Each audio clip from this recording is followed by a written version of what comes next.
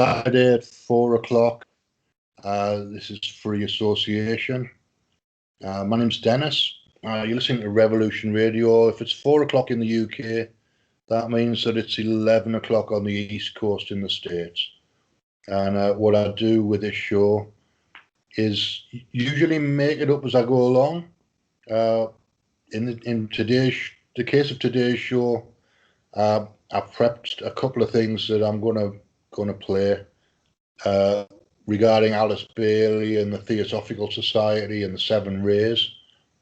I've just found a video about the Seven Rays that I want to play, and I wanted to talk about the New Age, if there is such a thing, if it exists, because it's in a lot of literature.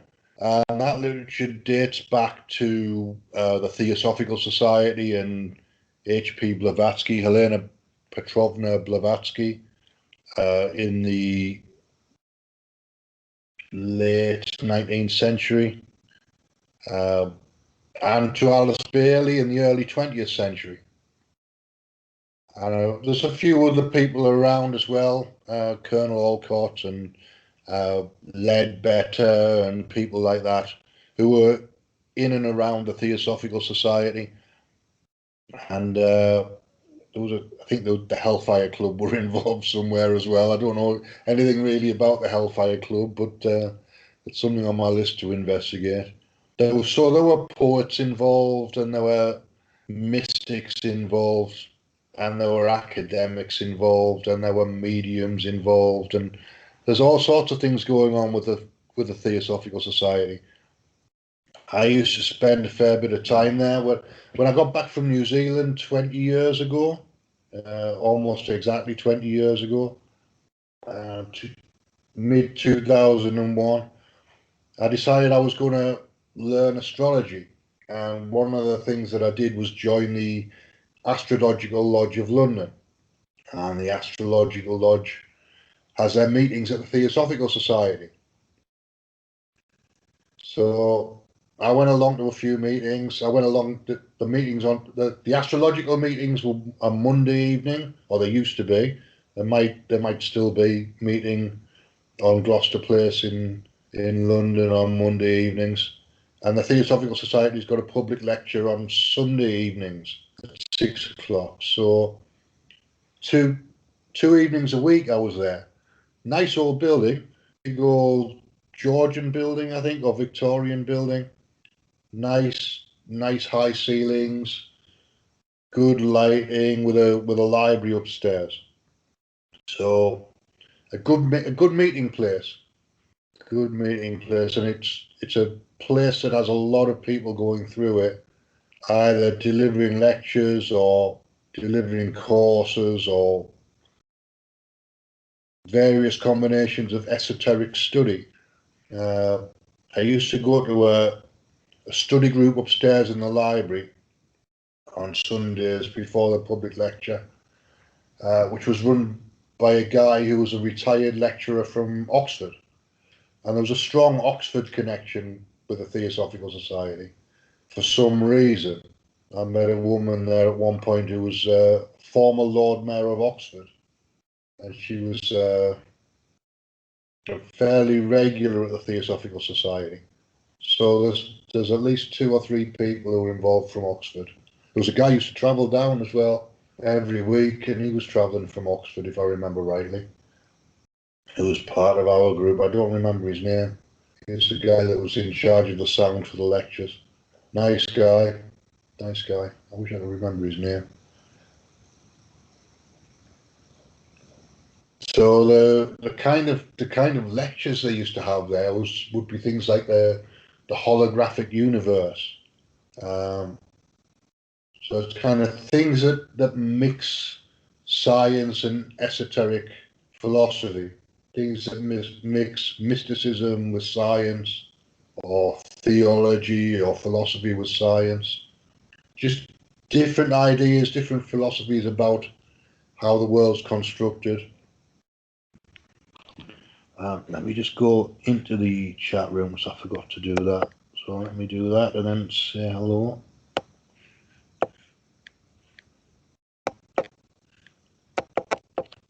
As I said, you're listening to Revolution Radio. The show's called Free Association. I'm here every Saturday morning East Coast time at 11 o'clock, and Saturday evening Newcastle time. I'm in Newcastle upon Tyne in the UK. So let me just go into the chat room and just make sure that people can hear me. If there's somebody listening, I'll just get a sound check before I carry on.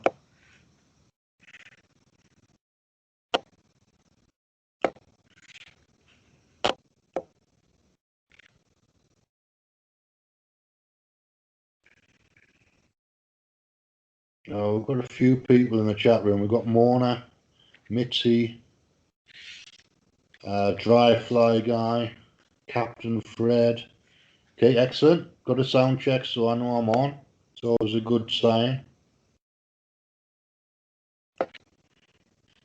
We're doing Theosophy. We're doing Theosophy in kind of broad terms. Somebody asked me a few weeks ago to do some stories about the Theosophy Society, and I don't really have any personal stories. We used to hang out after hours. We used to hang out after the public lectures for an hour or two, drinking coffee there, because we had somebody there who was trusted. Who was a key holder who was locking up after us.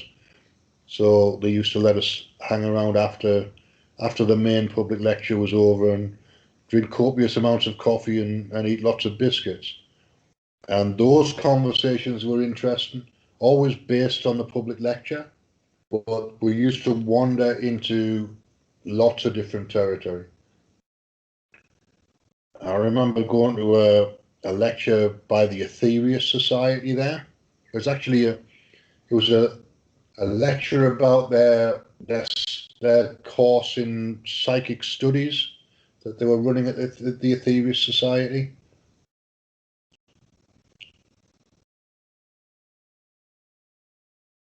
I imagine they're still meeting there, Mitzi. Well, probably not during lockdown. They probably moved on to Zoom or something like that at the moment. But as far as I know, they're still there.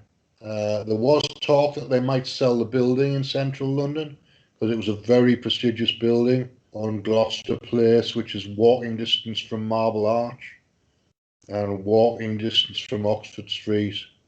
So right, and walking distance from Baker Street, between the two, between Baker Street and Oxford Street, about halfway between. There was talk that they were going to sell that building at some point, but as far as I'm aware, they're still there. They've got another place out in, I think, out in Surrey somewhere. They had a meeting place for, they do retreats and conferences and things like that there. Well, I've never been to that one. The only one I've been to is the Central London address. And I was impressed, quite honestly. The people I met there were very good people. Very good people. Very, very straightforward people.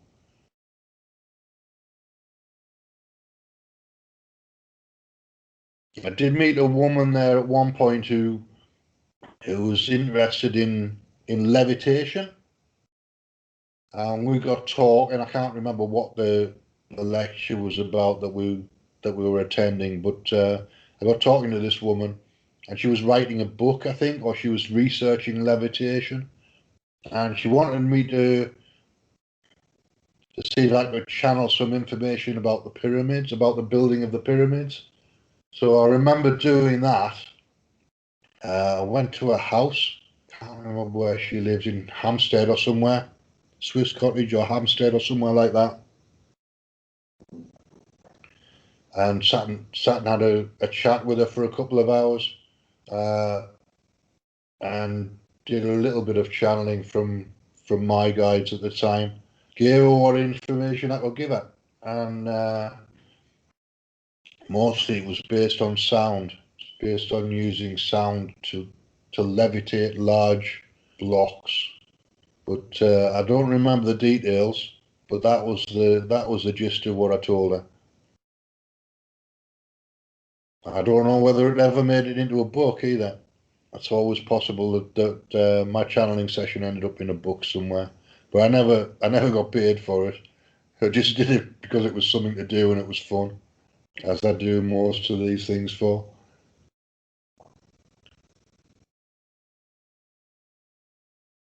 All right. So one of the things that the Theosophy Society developed as a theme or a concept is the concept of the seven rays.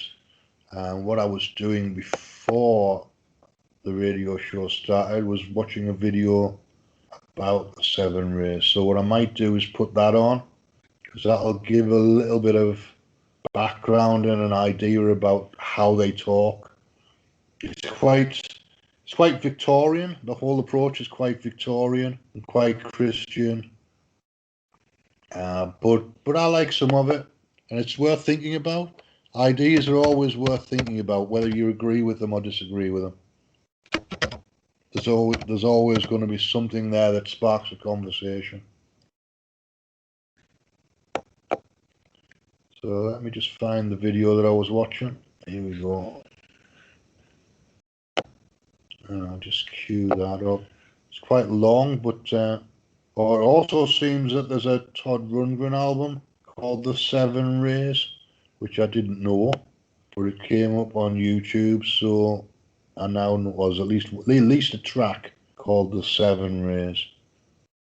So I'm going to play John Algeo. This is a talk called The Seven Rays Keys to Peace and Personal Wholeness, which is a bit of a mouthful, but he seems like a nice enough guy. I'm going to start it from the beginning, I think, because it was a good introduction. So I'll just let it play for 10 or 15 minutes and see where we go from there.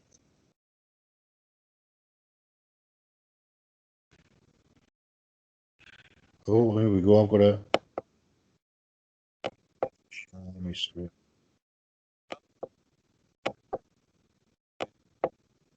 Metaphorical way of talking about seven primordial forces in the universe, energies in the universe, which combined bring all things into existence. The rays are in all of us, all seven of them. They are in everything in the universe, every object, every tree, every animal, every stone. But the rays tend to be present in varying proportions and combinations, and that makes for individual differences. In fact, what I'm going to do is to give a kind of brief overview of the nature of the rays, but always with the subtext that a balance of the rays is necessary for personal, a successful personal life and for a peaceful world. And that when rays become unbalanced and one ray or another becomes not just dominant, but dominating, then we have a fracturing, both of our personal wholeness and of international peace. There's a handout which I trust you have got, and you will find on it a bibliography of some works about the seven rays. There have been many, many books written, but here are some of them. Madame Blavatsky began the theosophical concept of the seven rays, particularly in her major work, The Secret Doctrine, published in 1888. But what she does there is to bring them in almost incidentally to other things she's talking about. She does not give a coherent or comprehensive treatment of the rays anywhere in any of her writings. In fact, the most important writer on the subject of the seven rays was Ernest Wood, who wrote a book called The Seven Rays, and that is the major source for all treatments of the seven rays that have been made ever since. So if you really want to get a book about the seven rays, get Ernest Wood. It's the most comprehensive and the best. Now, the rays are obviously a metaphor. They are a metaphor drawn from the rainbow. As the rainbow traditionally has 7 colors in it, and that is only traditional because, as most of you will know, the rainbow is a continuum of colors because it's a continuum of vibrations. But we traditionally divide those into 7, and that gives us the basis for this metaphor of the 7 rays. Now, although the theosophical concept of the 7 rays is relatively recent, dating from the late 19th century, in fact, you can find it in ancient mythologies, in very many of them.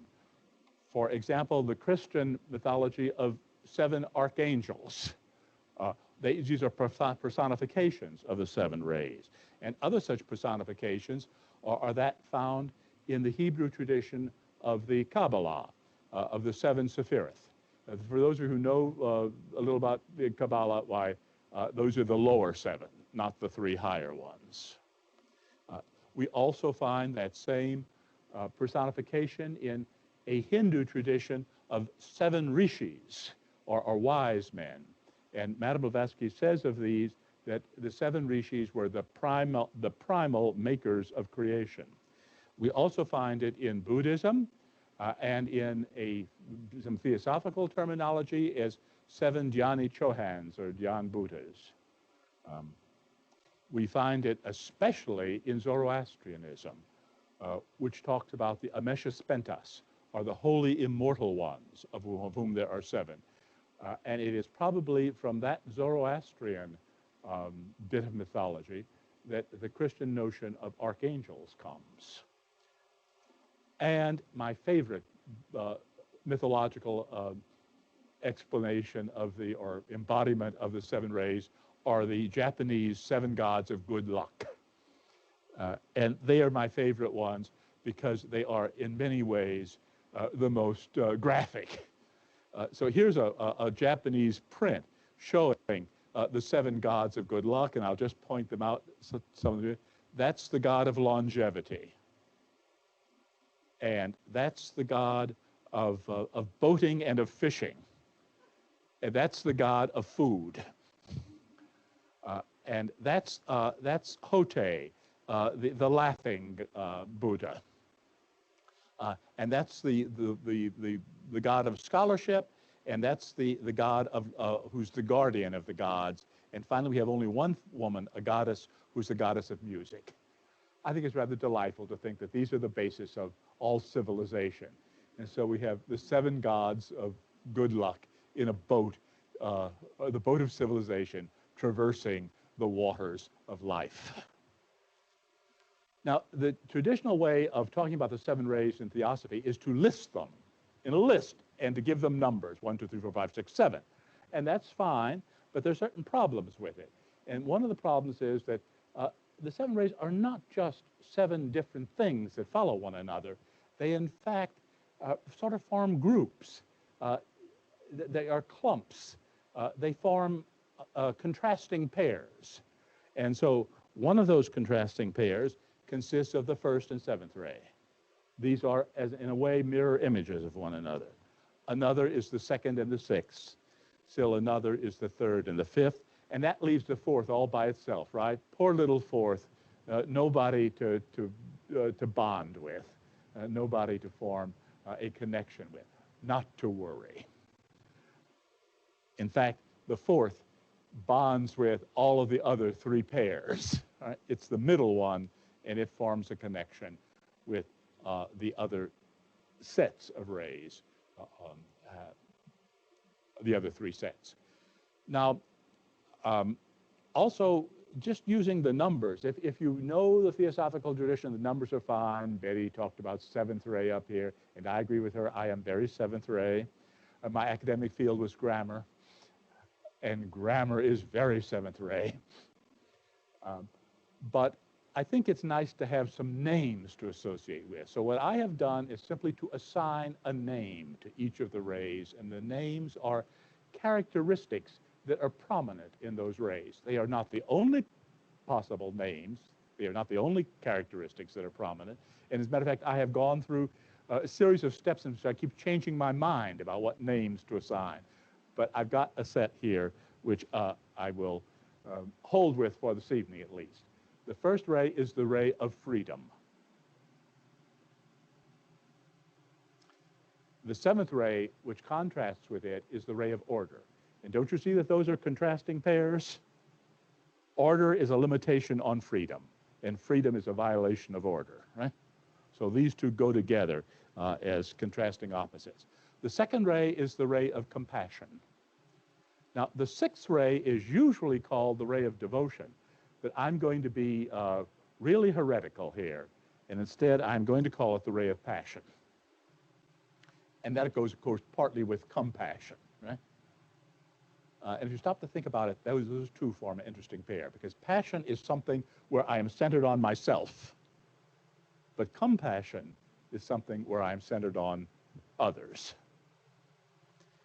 The third ray I'm going to call the ray of wisdom, and the fifth ray the ray of knowledge. And those two are an interesting contrasting pair. You can be wise without knowing anything, and you can have lots of knowledge without being wise. Wisdom and knowledge are two different things. And then finally, the fourth ray is the ray of harmony, because it's in the middle of all of the others, and it is going to link all of the others together. All right, now, having given some names to the seven rays and having suggested to them that they form pairs, I'm going to suggest that we might also reconsider the manner in which we think about the rays. Instead of giving them as a list, I'd like to suggest that we can put them on a hexagon. The hexagon is one of the most basic shapes in the universe, plane shapes. You all will know what shape is a snowflake? It's hexagonal, right? No two snowflakes are alike, but every one of the infinite number of snowflakes in the universe is hexagonal. It's a really basic shape. Have you ever noticed tiles on the floor? What is a very common pattern for tiles on the floor? Hexagons. And that's because they fit together into an overall pattern very, very neatly. So let's put the seven rays on the hexagon.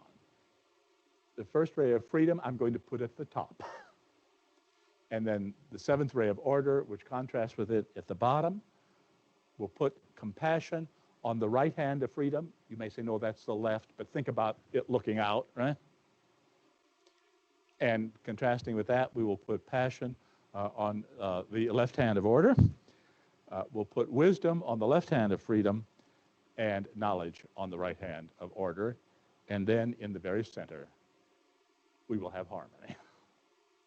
So this is the diagram of the rays which I'm going to work from this evening. Now, what I'm going to do now is to consider each of the rays briefly with some characteristics of those rays.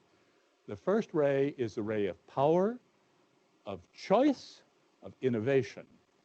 Its iconic figures are the hero and the ruler, and there's some others we will see.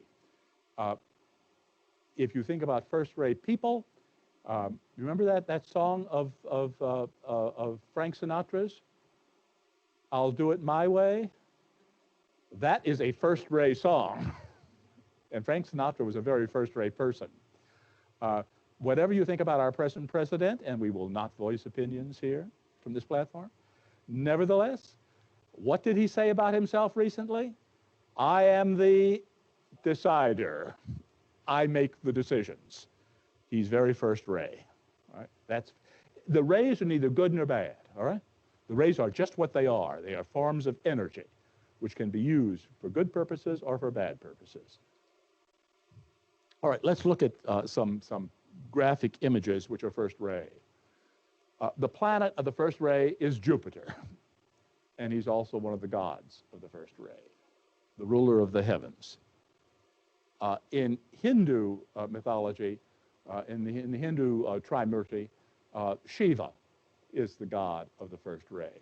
Shiva dances the universe into and out of existence. He's in complete control of everything.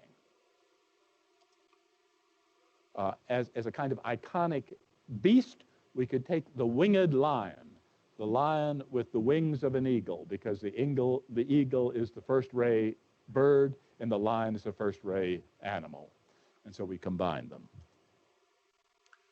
First ray is the ray of rulers. And so we'll take the royal crown and stretching from Elizabeth I on the right to Queen Victoria on the left, rulers belong to first ray.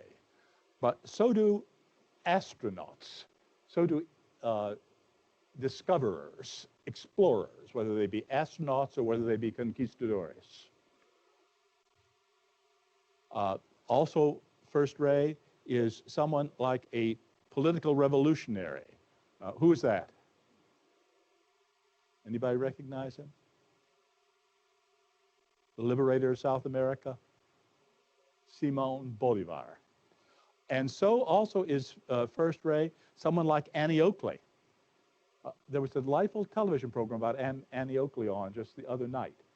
And she was a great competitor and a great first ray person.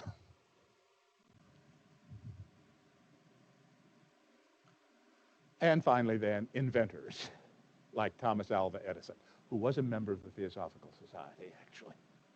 All right, so these are the kind of people you get, or the kind of activities or foci for the first ray. Let's move on to seventh ray. We'll do these in terms of the contrasting ones. The seventh ray is the ray of order. It is concerned with a path which leads someplace, with form, tradition, ceremony, etiquette. Examples of seventh ray activities or occupations are the architect, the builder, and the ritualist. Now some graphic images. Venus, the moon is the planet of the seventh ray. And so I have here a female figure representing perhaps Isis with the baby Horus, or the Virgin Mary with the infant Christ. The ritualist, and here I have an Egyptian ritualist, is seventh ray. For an animal, the winged ox. Oxes are concerned with the earth, right? But this ox has wings, so it can fly from the earth upwards. And this is very seventh ray activity. Mandalas and labyrinths are seventh ray because they are all form. Also seventh ray is something like the Japanese torii, or gate, which leads to the temple.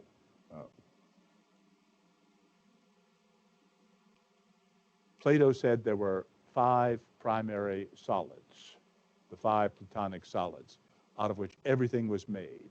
And that's a very seventh ray concept. You make things in the seventh ray according to patterns and according to limited resources. Writing is seventh ray because it's reducing language to a form.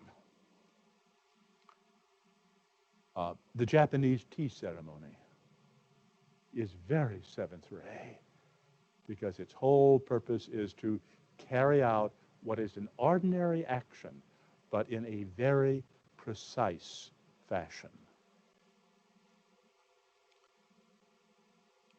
In Egypt, Egypt is very seventh ray. And in Egypt, what you have is the heavens being separated from the earth by a human being. Right? Separated or joined, or both. Also, seventh ray are architects and builders. And especially seventh ray is Freemasonry, because it uses the symbols of architects and builders to promote in a ritual action. All right, let's move on to the second ray of compassion.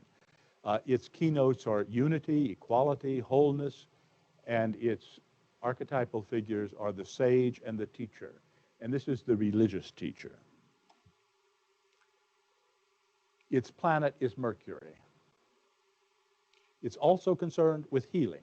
And Mercury, you know, carries the caduceus that staff, winged staff, and that's the symbol of medicine.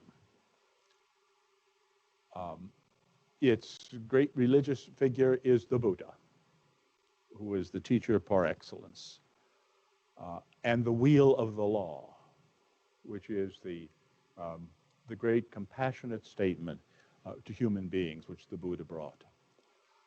In Hinduism, the divine figure is Brahma, and in Greece we might also say Athena, goddess of wisdom, belongs here. But in general, all gurus, all religious teachers of all kinds belong to this ray, and even more importantly, all of us do, in a sense, because the seventh ray is concerned with equality, harmony, and connection, wholeness.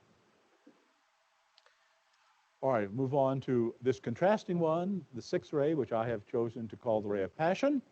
And incidentally, passion here means a dedication of oneself to something. The keynotes of this ray are loyalty, obedience, devotion, and hierarchy. And its iconic figures are the devotee and the prophet. Who thinks that loyalty and obedience is enormously important?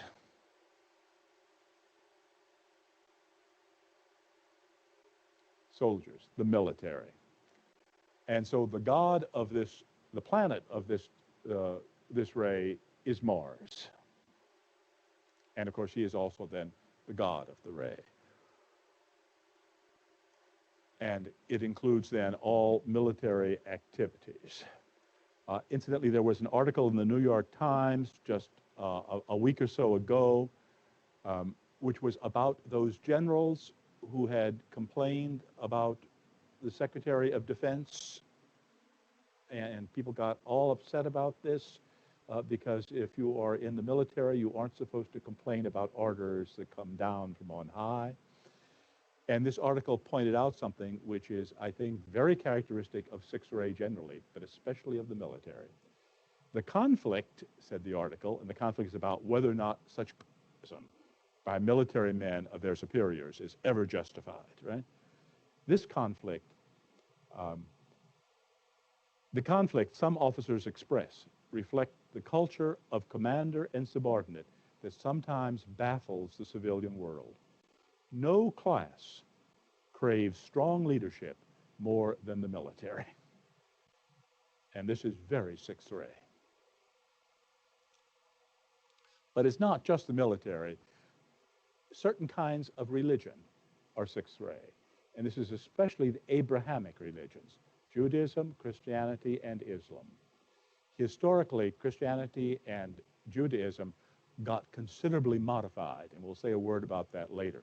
But Islam continues to be very strongly sixth ray. It is the strongest sixth ray religion in the world.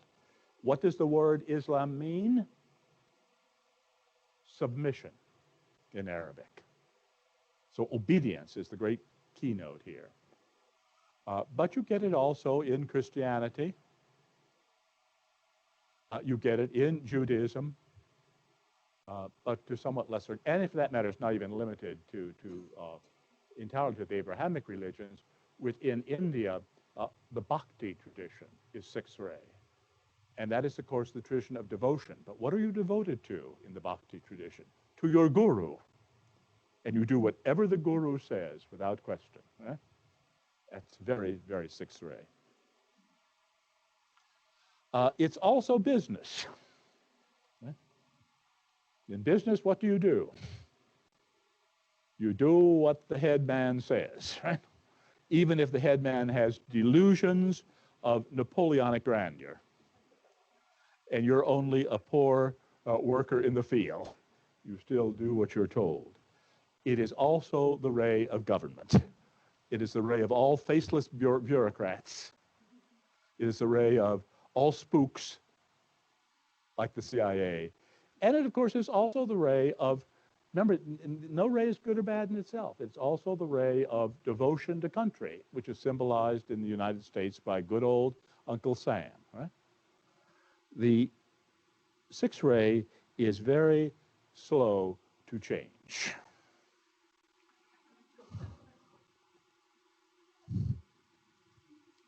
All right, let's move to the third ray, wisdom. Wisdom involves progress towards perfection, purpose, humaneness, prudence. And prudence is practical wisdom. It is wisdom applied in everyday affairs. This wisdom is not something abstract. It's something you live. And the philosopher and the philanthropist are said to be its archetypal figures. The planet of the third ray is Venus.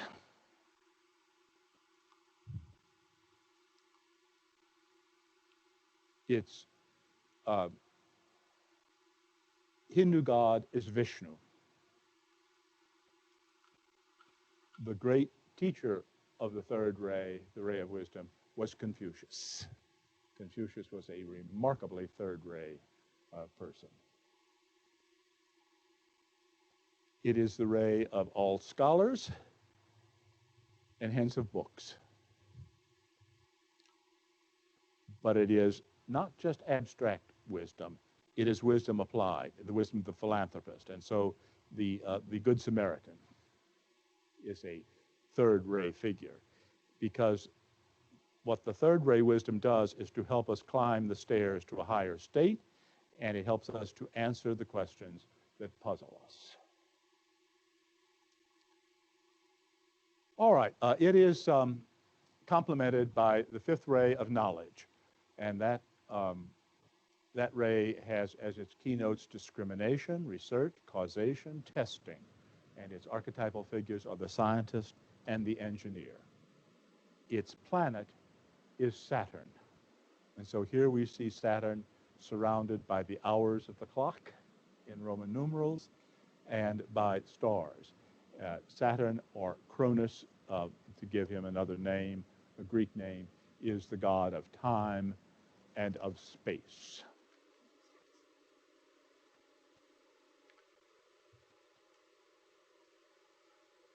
It is the ray of scientists like Albert Einstein, who was a theoretical scientist, but also of ordinary laboratory scientists.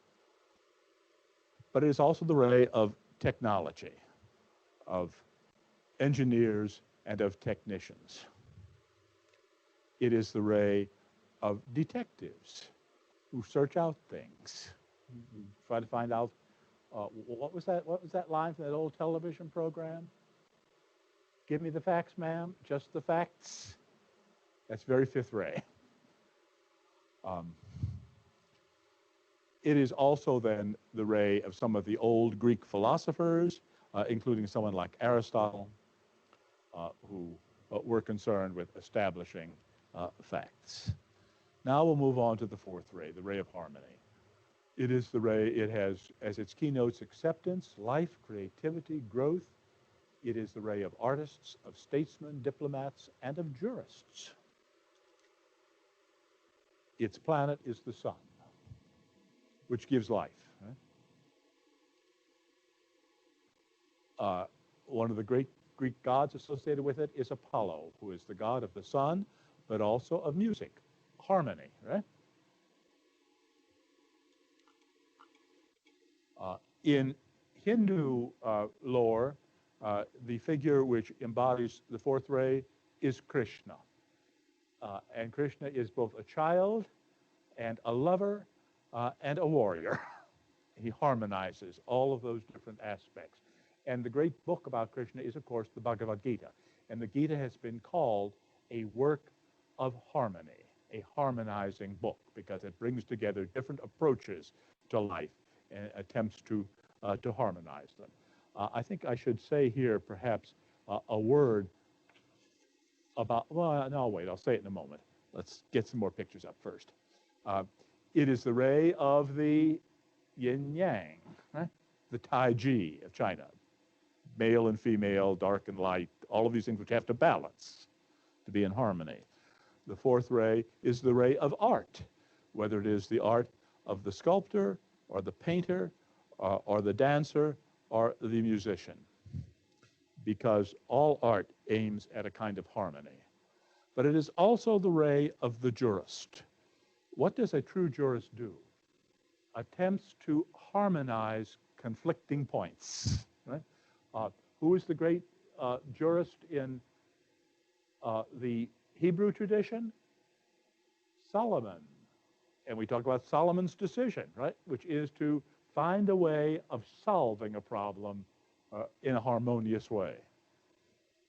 It is also the ray of diplomats, and indeed of true politicians. We have come to use the word politician in a negative sense, but a true politician is someone who promotes the interests of the state, of the city. That's what polis means, a city, and a politician is someone who promotes the city.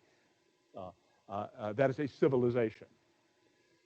And the true politician has to compromise, because you have to arrive at some kind of harmonious relationship. All right, now, my little story about harmony comes from the Confucian tradition. Although Confucius was very strongly third ray, Confucianism is very... Right, I think I'm going to cut him off at that point because he's had half an hour. But I think that's quite a good summary of the way the seven rays work. It's an archetypal system, basically. It's a way of classifying qualities. There's lots of these systems around the place. Archetypes, so of course, have positive and negative qualities, and all he's concentrating on at the moment is the positive qualities. If you combine the rays in a particular ratio, you end up with, or if you miss out one of them, you end up with negative qualities. You need to have all of these things in a reasonable proportion to get the harmony. That's the idea, I think. That's what he's getting at. And in terms of manifestation, it's an interesting exercise just to sit down with the qualities of the thing that you're looking to manifest.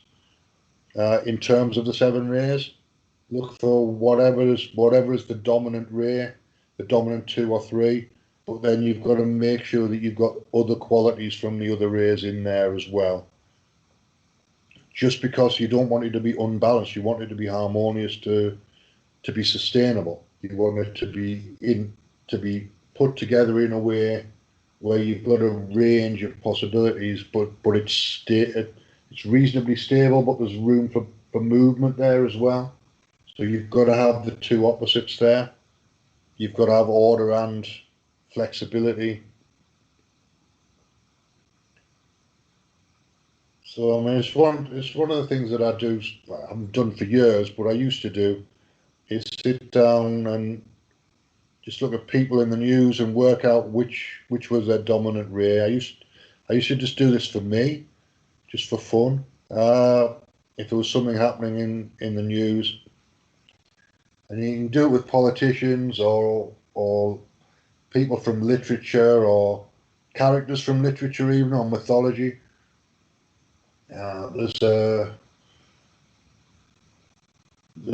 can just find, you can sit down quietly and just use your intuition to get to a place where you're tuned into the person, and come up with an order of importance for the rays.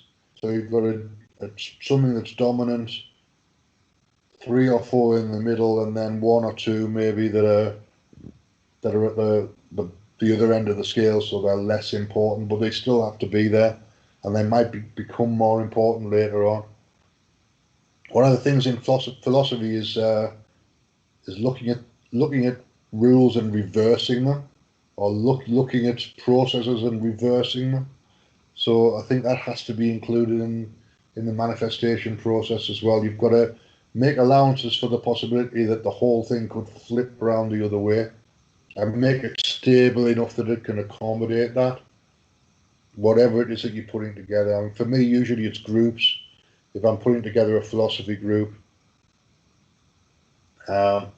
Usually it starts just with me, and then whoever turns up on the first couple of weeks becomes the people that I rely on to help me to build the group.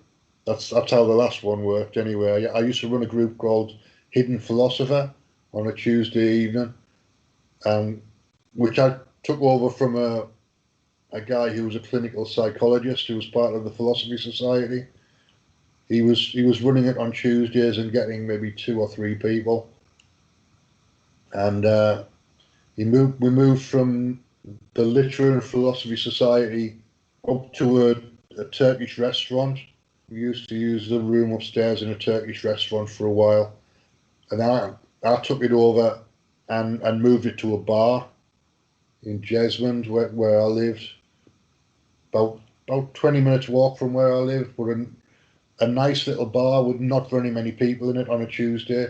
We used to start at 5:30 and go through till about 7:30, 7:45, and just bring somebody. I used to bring somebody in from the Philosophy Society, and we would just sit and have a beer and ask questions. It was a nice little group, a nice way to. You're either asking questions because you want to learn something about the person, or you're asking questions because you want to learn something about the topic, or something they know about. Uh, People come in because they want to talk. They either want to talk about themselves, or they've got something they want to say to emphasize, or to be evangelical about. Sometimes we had a couple of evangelical Christians came down. We had one of the local Buddhists, the guy who runs the local Buddhist centre, came down. Lots of people from the Philosophy Society. The guy who runs the vegan restaurant that I spend time in, he came down as well, and we asked him some questions about veganism, and what is time was always my favourite question in that group. It ran for about 18 months, and it slowly built up from just being me and 1 or 2 other people to the point where we got it to 12 people. And it was, for a while, it was during the summer of the second year. It was regular, or it was spring mainly, spring and early summer. It was regularly 12 people for about 5 or 6 weeks. And then it started, and then the summer came and people started to drift off and do other things. And it faded out in that August. But it was good while it lasted. I enjoyed myself. At some point I might do something like that on the radio, but I haven't quite figured out how to do it yet. And it would involve people having to volunteer to be asked questions in a kind of panel game show type of format. I'll figure out a way to turn it into a radio show at some point, but I haven't really done that yet. So it's only vaguely a project, that one. I've got another project that I'm talking to people about, which is a round table, which is not quite the same thing, because it's not emphasizing questioning one person. Although we could just do it as a round table and pick somebody to be the focal point. That might work. So that could work on potentially the round table is going to be Friday mornings until I find a job. But I'm looking for work again. So assuming that this situation we're in eases up a little bit, I don't want to commit to a Friday morning unless I can do it for at least 5 or 6 weeks. And it looks like in the UK we're going to be opening up in the next 5 or 6 weeks, so I might get a job with a bit of luck. So I've held off doing anything with it, but if I can find work that'll give me Friday afternoon off here, and my Friday afternoon is your Friday morning in the States, and if I can find a job that'll do that, then Friday morning round table is a go. But I want to make sure that I can get the job first. I don't want to commit to something on the radio that then stops me from getting a job, because I need the work. Really, I need the balance in my life just to get my finances sorted out again and have some structure in there. So that's kind of the idea. You get the idea of the 7 rays from what your man John Algie just said. It's an archetypal system based on the rainbow, and nice and simple, really. Just a classification system, or a way of looking at the world where you can see a certain amount of ritual, a certain amount of order in people and situations and institutions. Institutions generally have a lot of order in them, whereas people tend to have less order. But artists, it's all fairly obvious stuff when you think about it. The way you would classify people in this system, and I find it interesting. I might sit down and classify a few people at Rev Radio just for fun at some point, and see how they interact together. So you can find me at the moment on Discord. I've got some active servers on Discord. I put a radio server together there called Roundtable, Discussion Roundtable, I think it's called, Discussion Roundtable Live, something like that. So you put Roundtable Live Discord into your favourite search engine, it should come up anyway. And that's one of the places that I might potentially run a radio roundtable. So I can pipe it in from Discord into the radio server. I've got a radio station set up at radioprojects.co.uk. You can find there's a website that I'm active with, which is shadowplay.live, which is where I'm posting most of my stuff at the moment. There's also freeassociationradioshow.com. So there's quite a few places online you can find me. There's a couple of the websites of not functioning as they should be because WordPress likes to update itself, and the updates didn't work, so I've lost a couple of websites. So I'm now looking at Drupal as an alternative because it won't insist on updating itself and updating plugins automatically. So it might be a bit more stable. It's a bit more structured, Drupal. And it's a bit, I would have to think a bit more about how I was going to structure things rather than just throwing up a website, a WordPress site. But it might be time for me to start being a bit more structured now. It might be time for me to sit down and work things out in advance. Because I've spent a lot of time doing things on the fly and just being here and now. And it's time to maybe build something a little bit. Build something for the future. Build something that's a bit more of a legacy situation. Anyway, that's enough for me, really. Revolution Radio is listener supported. We've got 2 studios running 24 hours a day. So there's always something there. You might not agree with everything that everybody says, and it's almost it's a dead cert that you won't agree with everything that everybody says on these stations. But that's the way life is. It's not you don't need to agree with everybody. We can all agree or disagree on certain things and just get on with each other. There's no reason to be opposing somebody just because you disagree with them. That's my 2 pence. Anyway, I think people can get along with each other if you put a bit of effort into it. All you've got to do is talk to people. There are shows that I avoid because I don't like the style of the host, but that's just a personal preference. It doesn't mean I dislike them as a person. It just means I don't like the way they present the information. I've got a softer style, so I prefer. Hey everyone, it's Barbara Jean Lindsay, the Cosmic Oracle. If you have questions about your past lives or future plans, need answers from the cosmos about your love life or career, or just want to keep your finger on the pulse of the planet, check out my show, The Cosmic Oracle, here on Revolution Radio at freedomslips.com.